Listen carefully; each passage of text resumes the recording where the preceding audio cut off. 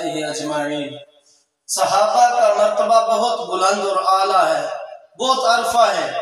اللہ رب العزت نے صحابہ اکرام کا خود دفاع بھی فرمایا اور صحابہ اکرام کی شان کو قرآن مجید میں بیان فرمایا ہے۔ اللہ رب العزت نے فرمایا لَقَدْ رَضِيَ اللَّهُ عَنِ الْمُؤْمِنِينَ إِذْ يُبَايِعُونَكَ تَحْتَ الشَّجَرَةِ۔ ایک جگہ پہ فرمایا محمد رسول اللہ والذین معاہ اشداء علی الکفار رحماء بینہم۔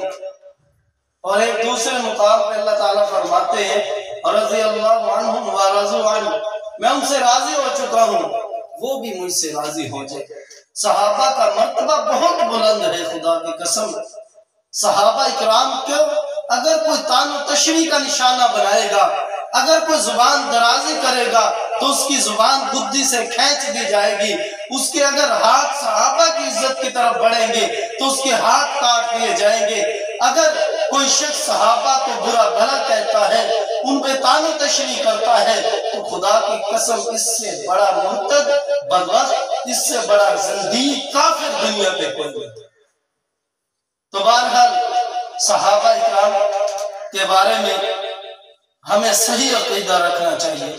وہ ہمارے رہبر، رہنما، آئیڈیل، ہمارا عمل کرنے کے لیے، ایمان لانے کے لیے اللہ رب العزت نے فرمایا فَإِنْ آمَنُوا بِمِثْلِ مَا آمَنْتُ بِهِ فَقَدِ اهْتَدَوْا۔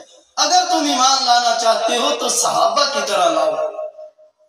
تو صحابہ ہمارے لیے ایمان کا معیار ہے، وہ نمونہ ہے ہمارے لیے۔ میرے نبی نے فرمایا